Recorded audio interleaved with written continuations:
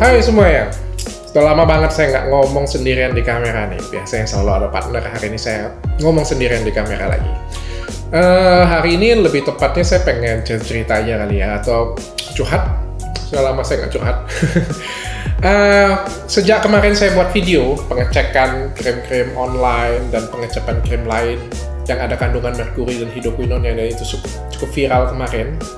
Banyak sekali yang DM saya, chat saya pribadi, WA, dan lain sebagainya, menanyakan, krim saya ini aman nggak sih dok? Berbahaya nggak sih dok? Ada kandungan ini nggak? Ada kandungan itu nggak? Ada yang spesifik malah menyebutkan mereknya, ada yang spesifik menyebutkan nama kliniknya, ada yang spesifik menyebutkan nama dokternya, ya macam-macam lah pokoknya ya. Satu pun tidak saya respon sih, saya tidak mempunyai kompetensi untuk menjawab hal tersebut menurut saya ya. Menurut saya, kenapa saya tidak lanjutkan lagi pemeriksaan tersebut dan kenapa saya tidak lanjutkan lagi lebih dalam tentang hal itu? Karena menurut saya itu bukan tanggung jawab saya. Pengecek krim itu aman atau tidak, itu adalah tanggung jawab BPOM, bukan tanggung jawab saya. Menangkap orang-orang tersebut itu lebih jauh dari tanggung jawab saya. Itu adalah tanggung jawab polisi, bukan tanggung jawab saya. Ya, tanggung jawab saya sebagai dokter adalah mengedukasi kalian untuk tidak menggunakan krim-krim tersebut. Masa bodoh deh, ada orang yang di ujung sana ngejual merkuri, saya masa bodoh. Saya bukan polisi, saya cuma seorang dokter. Ya saya nggak bisa nangkepin mereka, toh saya juga mau menjara mereka juga nggak bisa kok. Ya saya harus ya repot kali ya nunjukin bukti apa-apa, nanti juga ujung-ujungnya jadi kasus hukum dan saya juga yang dibenci orang, saya nggak suka seperti itu. Saya juga nggak mau ngecekin salah satu, ngapain ngecekin salah satu? Kata orang nanti standar prosedurnya bagaimana? Benar. Ada, saya lihat beberapa orang DM saya, beli sendiri regennya, nyobain sendiri. Benar atau enggak? Jawaban saya tetap kok, belum tentu yang kamu cek benar. Semua pengecekan itu harus ada standar, kalau enggak lab-lab juga tutup semuanya. Semuanya bisa ngecek sendiri semuanya. Mereka punya standar, berapa banyak krimnya yang harus ditetes, berapa jumlah tetesannya. Benar, bisa jadi yang kamu periksa benar, tapi bisa jadi yang kamu periksa juga salah. Jadi itu bukan tugas saya, apalagi tugas kalian ya. Jadi serahkan tugas itu memang pada yang punyanya, yaitu BPOM dan polisi. Tugas saya adalah mengedukasi kalian supaya tidak menggunakan zat-zat tersebut. Oke? Nah sekarang kita batasi dari sini.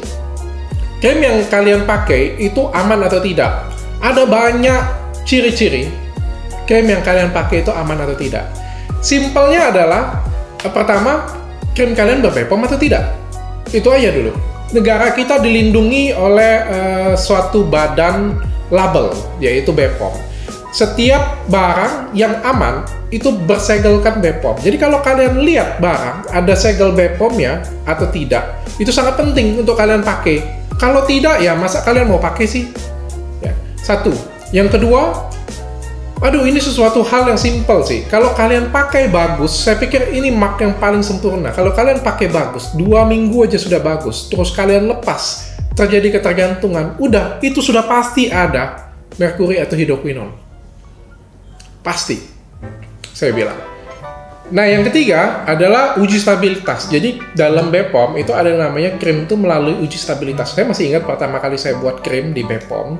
BPOM itu minta ada uji stabilitas. Jadi, krim tersebut tuh nggak bisa langsung saya buat, langsung jadi kayak gitu, nggak. Ada beberapa waktu yang diminta oleh BPOM. Salah satunya adalah waktu uji stabilitas. Jadi, ditaruh dulu di tempat yang panas, ditaruh di oven, kayak gitu dalam berapa lama, dilihat berubah warna atau nggak, berubah nggak konsistensinya. Zat aktifnya terurai atau enggak, seperti itu ya. Terus ditaruh di dalam suhu dingin, ditaruh dalam kondisi-kondisi tertentu, ada perubahan atau tidak.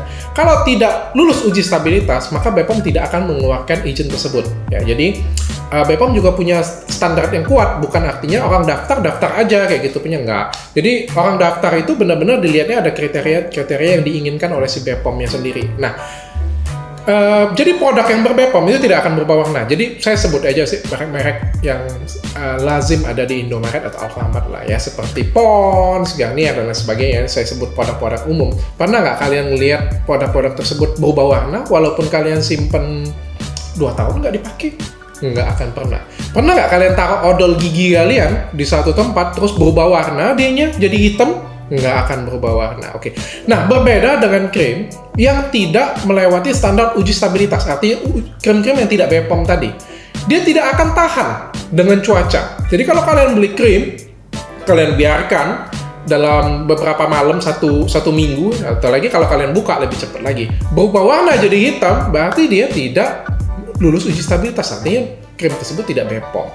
Ya, kemungkinan isinya adalah ya kalau berubah jadi warna hitam, kemungkinan isinya ada hidroquinone ya. Cilakanya kalau merkuri dia memang tidak akan berubah warna, itu cilakanya sebenarnya sih. Ya, itu yang cukup mengerikan sekarang ini. Tapi menurut saya pribadi sih, Indonesia ini daruratnya bukan darurat merkuri sih menurut saya. Menurut saya Indonesia ini daruratnya ada di hidroquinone sih menurut saya. Jadi ya, mau gimana lagi saya ngomong ya. Tapi saya bahagia sejak adanya saya buka channel YouTube ini, sejak Klinik Kecantikan Athena naik, saya bahagia sekali. Makin banyak orang yang teredukasi, Ada beberapa orang yang nggak seneng, ya wajar menurut saya, karena ya lapaknya terganggu karena menjual merkuri atau hidroquinone, saya nggak tahu, wajar-wajar aja. Ada, tapi jangan disepelekan juga efek dari edukasi saya. Waktu saya mengedukasi habis-habisan, tidak sedikit juga krim-krim online atau pelapa online di sana memanfaatkan saya. Kadang mereka menggunakan pidato saya atau penjelasan saya untuk menjual krim mereka yang jelas-jelas isinya adalah merkuri dan hidroquinone.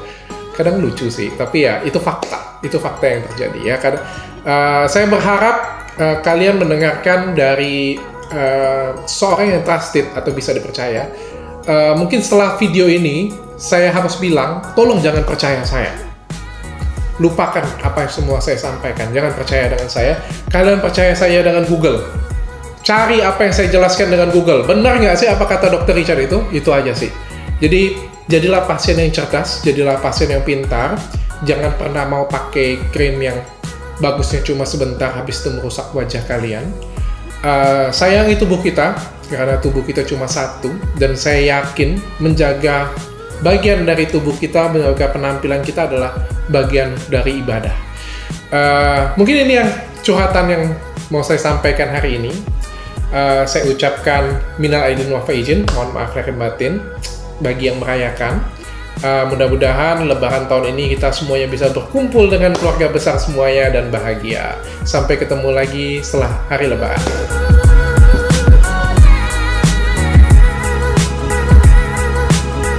Yang ketiga, saya lupa yang ketiga apa ya? Nanti ikat aja. Bukan dalam kulkas ada berubah warna atau enggak. Terus ditaruh di dalam suhu yang kering, taruh lagi dalam kondisi yang berbeda, ada perubahan atau tidak? Ada telepon.